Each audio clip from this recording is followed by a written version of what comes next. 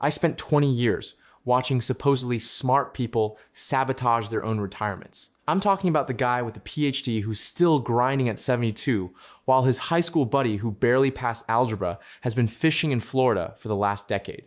The engineer who can calculate compound interest in his sleep but can't pull the trigger on leaving. The consultant who built entire frameworks for organizational efficiency but somehow can't figure out when to clock out for the last time. And here's what really gets me. These aren't edge cases. This is a pattern. The smarter you are, statistically, the longer you work. Not because you need to, because you've trapped yourself in an analytical prison of your own making. So why do people who can't explain what a Roth conversion is retire at 58, while the ones who read the entire tax code for fun are still answering emails at 70? I'm going to walk you through exactly how intelligence becomes a liability when it comes to retirement, why the decision-making framework that made you successful in your career actively works against you at the end of it, and what you need to understand about the math versus the reality of walking away. And I'm going to show you why the people who retire successfully aren't necessarily smarter or richer. They just understand something about human psychology and incentive structures that the smart people have completely missed. Here's the thing. Smart people suffer from what I call chronic optimization syndrome, and it's killing their retirement. See, when you're intelligent, you've spent your entire life being rewarded for finding the optimal solution. You don't just solve problems. You solve them better than everyone else. You got promoted because you saw the inefficiency nobody else noticed. You got the raise because you optimized the process. Your entire professional identity is built on the idea that there's always a better answer if you think hard enough. Now, apply that same framework to retirement. Suddenly, every decision becomes an optimization problem. Should I retire now or wait for the next bonus cycle? Well, that's $12,000. Over 30 years at 7% real return, that's $91,000 in today's money. Should I leave before my RSUs vest? That's potentially $240,000 I'm walking away from. Should I take Social Security at 62 or 70? The break-even analysis says if I live past 81.3 years, I come out ahead by waiting. And here's where it gets really interesting. You're not wrong. These calculations are correct. The math checks out. But what you're optimizing for is the wrong variable entirely. You're optimizing your bank account. You're not optimizing your life. Let me give you the central metaphor I want you to hold on to throughout this. Think of your career like you're climbing a mountain. When you're young, the goal is simple. Get to the top. Higher elevation equals more money, more status, more security. And smart people are really good at climbing mountains. You find the efficient routes, you use leverage, you make good time. But here's the problem. At some point, you need to stop climbing and start enjoying the view.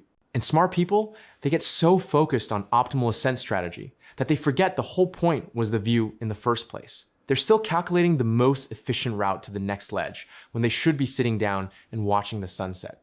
Meanwhile, the so-called dumb people, they're not dumb. They just looked around at 7,000 feet and said, you know what? This is pretty good. I'm going to stop here. They didn't run the numbers on whether 8,000 feet would provide 17% more scenic value. They just stopped climbing.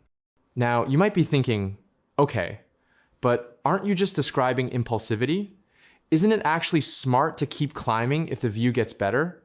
And look, to be fair, yeah, there's a version of this where stopping too early is just lack of planning.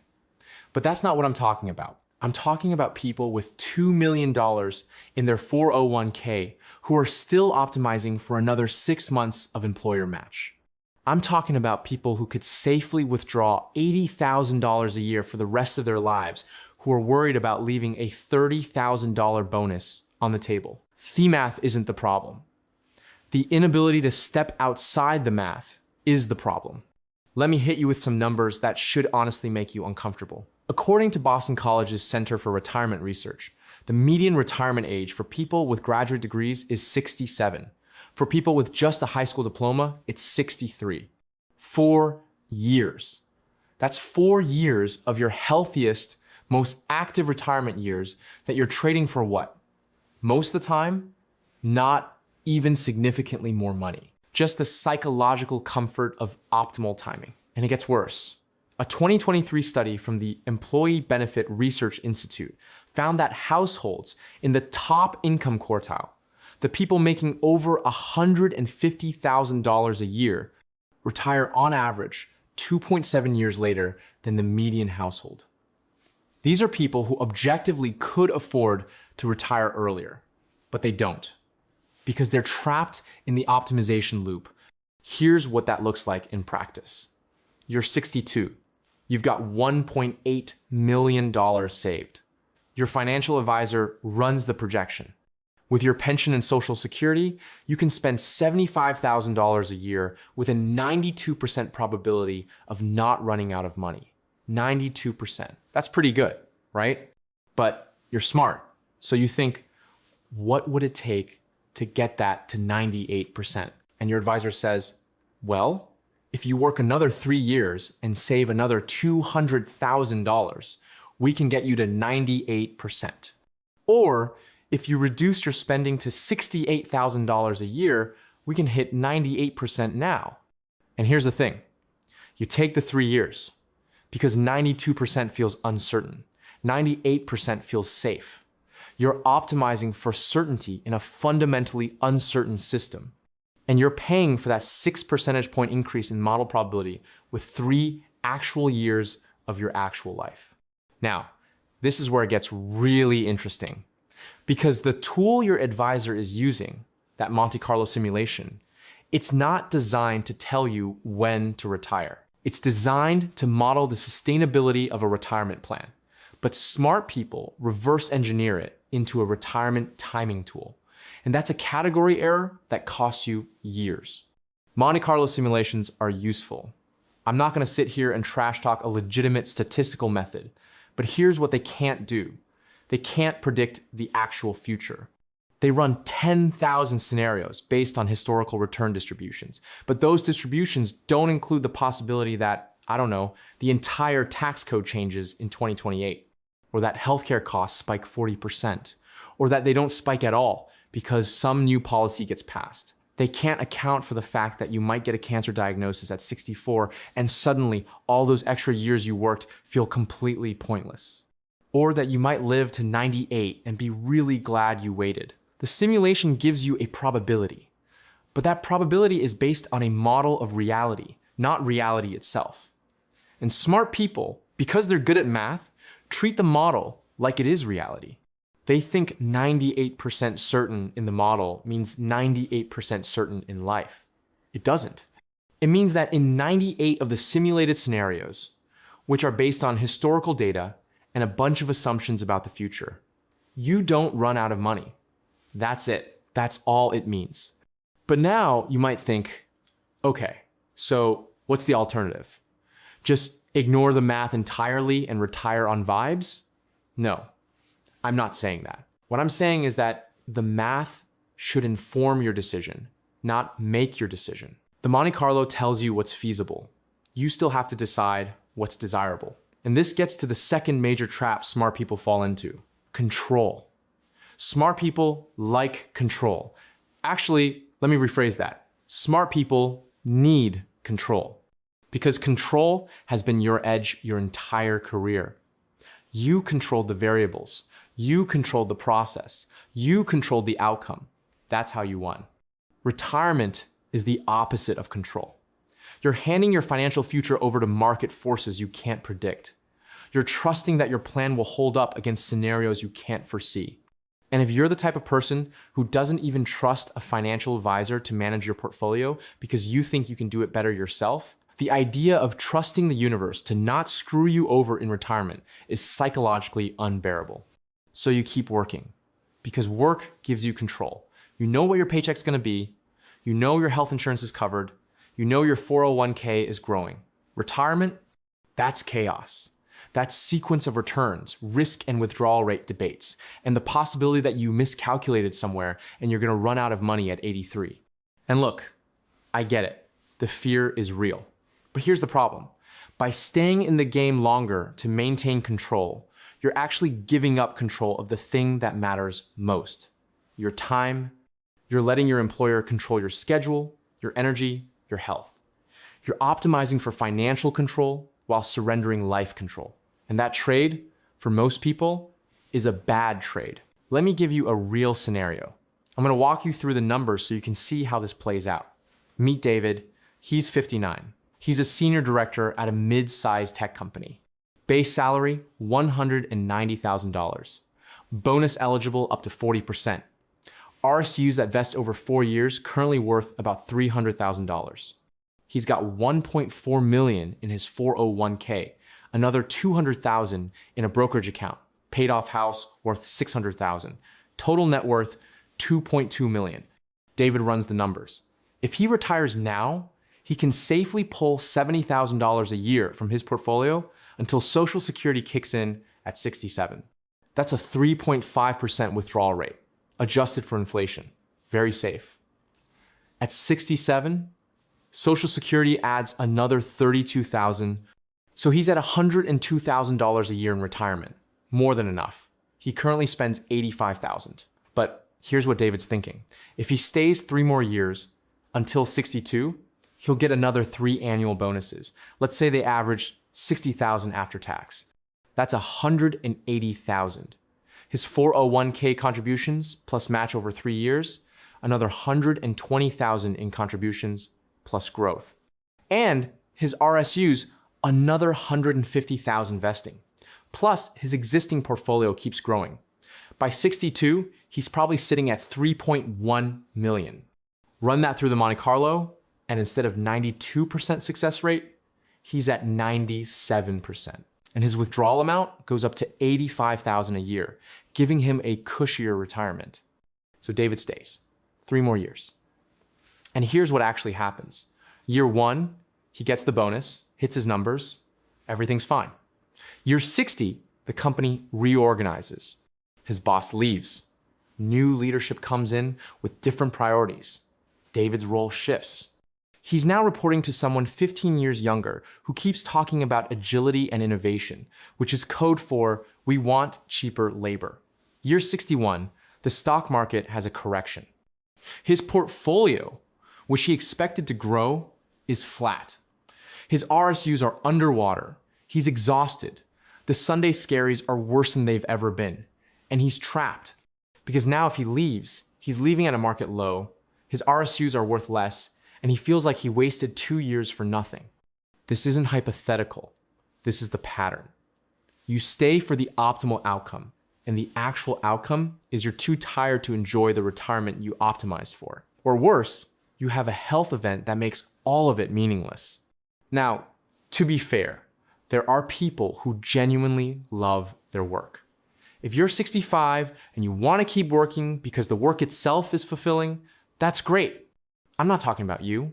I'm talking about the people who are staying because the spreadsheet says it's optimal even though they're miserable. I'm talking about the people who are one more yearing themselves into their 70s. And here's the kicker. The people who retire earlier, the ones you think are less sophisticated, they're not ignoring the risks. They're just pricing them differently. They're saying, yeah, there's a chance I run out of money at 85. There's also a chance I die at 70. And I'd rather have 15 good years than 25 years where the first 10 were spent in a job I hate just to make the Monte Carlo feel better.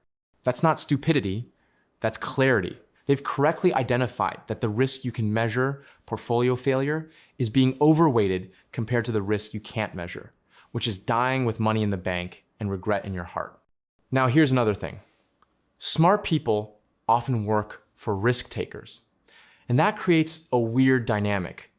You're brilliant at execution.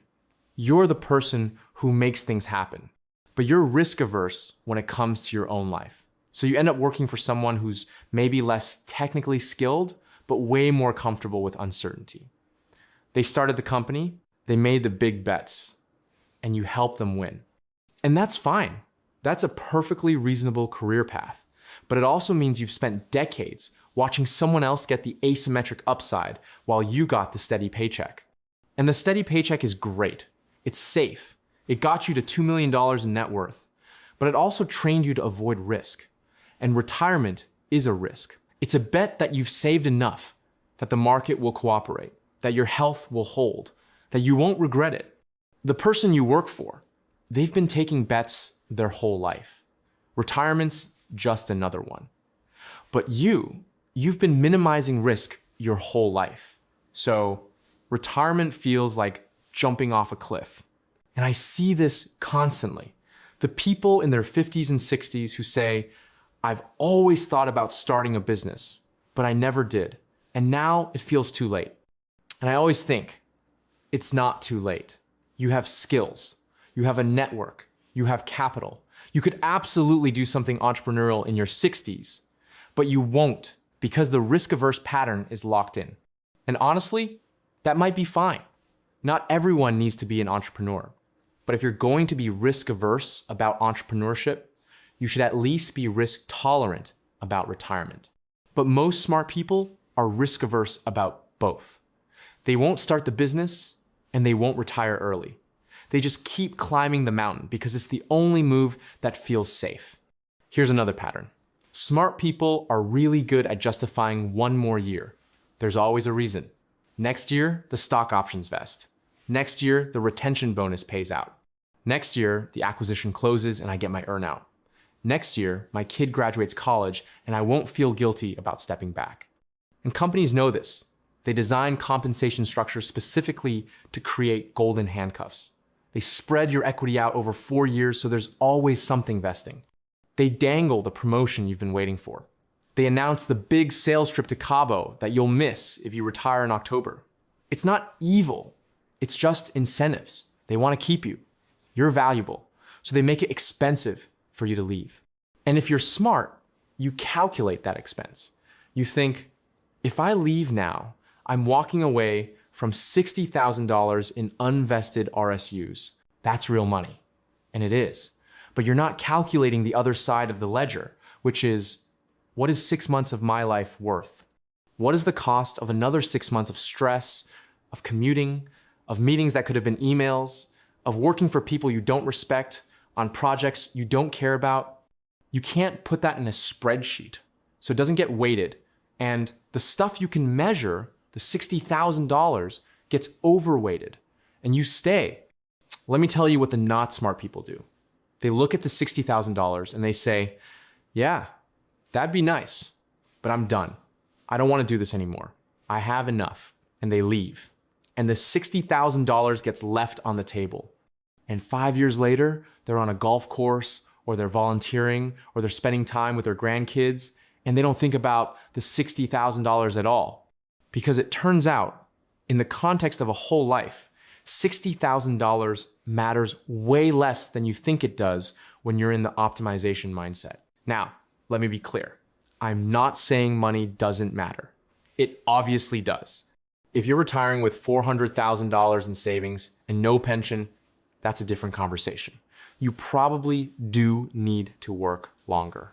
But if you're sitting on $2 million, $3 million, and you're still optimizing for another year to bump your Monte Carlo from 94 to 96%, you're not being smart. You're being trapped by your own intelligence. And here's the thing nobody tells you. The finish line moves. When you started your career, you thought, if I can just get to $1 million, I'll be set. Then you got to $1 million and you thought, actually, 2 million would be safer. Then 2 million, and now you're thinking, well, 3 million would really lock it in. The goalpost shifts because you're not actually optimizing for a number. You're optimizing for a feeling. And that feeling is certainty. And you can't buy certainty. It doesn't exist. Let me hit you with another number. The average American spends less in retirement than they think they will. According to the Bureau of Labor Statistics, households aged 65 to 74 spend on average around $56,000 a year. That includes everything: housing, food, healthcare, travel, everything. 75 and older, it drops to $47,000. Now, I know what you're thinking. That's average. I'm not average. I'm gonna travel. I'm gonna have hobbies. I'm gonna spend more. Maybe, but probably not as much as you think. Because here's what happens. You retire, and for the first 2 years, yeah, you go a little crazy. You take the trips you always wanted to take. You buy the thing you always wanted to buy. But then you settle. You realize you don't actually want to travel 10 months a year. You realize the stuff you enjoy, reading, hiking, spending time with friends, it doesn't cost that much. And your spending levels off. And meanwhile, you spent 3 extra years working because you thought you needed $100,000 a year in retirement, and it turns out you're totally happy spending 70. You oversaved and underlived. That's the trap. Now, there's one more psychological piece to this that's critical. Smart people derive a lot of their identity from their work. And that makes sense. You're good at it. People respect you for it. It gives your life structure and meaning. The idea of walking away from that, it's not just a financial question. It's an identity question. Who are you if you're not the director of whatever, the VP of something, the guy who knows how to do the thing nobody else knows how to do? And that fear, that identity loss, it keeps you working way longer than the money requires. Because retirement isn't just about having enough money. It's about having a vision for what you're retiring to. And if you don't have that vision, if your entire identity is wrapped up in your professional competence, then retirement feels like death. So you stay. The people who retire successfully, they've built an identity outside of work. They have hobbies, they have community, they have a sense of purpose that isn't tied to their job title. And that's not about intelligence. That's about intentionality.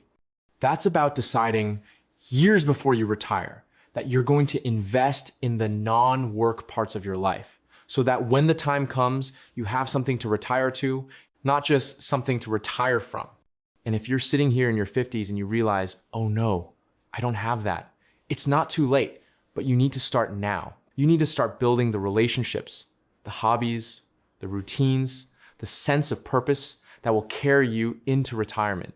Because if you don't, you're going to hit 65 with $3 million and no idea what to do with your time. And you'll keep working, not because you need the money, because you need the structure. Let me give you the 3 things you need to internalize if you want to avoid the smart person retirement trap. First, understand that optimization has diminishing returns. Getting from 0 to 1 million in savings, that's life-changing. Getting from 2 million to 2.5 million, it's nice, but it doesn't change your day-to-day reality in retirement. Every extra year you work after you've hit your enough number, you're trading real time for marginal gain. And at some point, the math on that trade turns negative. You need to know when you've hit enough and have the discipline to stop climbing. Second, recognize that the risks you can't quantify are often bigger than the risks you can.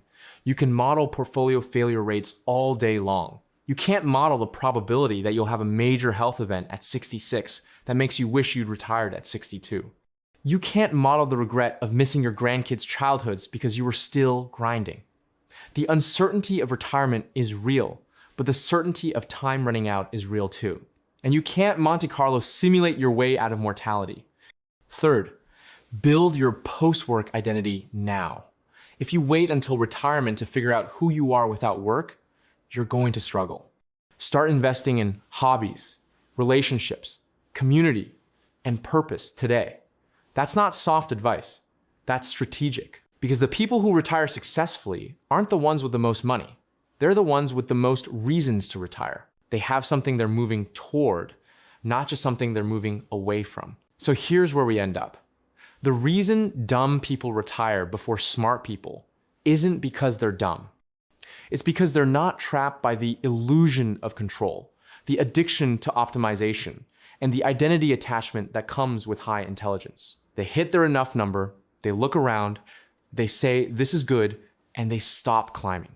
Meanwhile, the smart people are still running scenarios, tweaking withdrawal rates, and convincing themselves that one more year will finally make the difference. It won't. The finish line will move. It always does. The people who retire early and happy, they're not ignoring the math. They're just refusing to let the math ignore their life. And that's not stupidity. That's wisdom. And if you're smart enough to understand compound interest, you're smart enough to understand this. The question is whether you're brave enough to act on it. And if you're sitting here thinking, okay, but what do I actually do with this information? Here's the move. Run your numbers one more time. Get to a reasonable success probability. Call it 90%. Then ask yourself, What would I need to believe to be okay with that? Not 98%, 90. Because that extra 8%, you're probably gonna pay for it with years of your life. And I'm telling you, that's a bad trade. The market might give you 8% a year. Your life won't give you 8% more years just because you waited. You can keep optimizing, or you can start living. And the brutal irony is that the smarter you are, the harder that choice becomes. But it's still a choice. And at some point, you're gonna run out of time to make it. So maybe stop calculating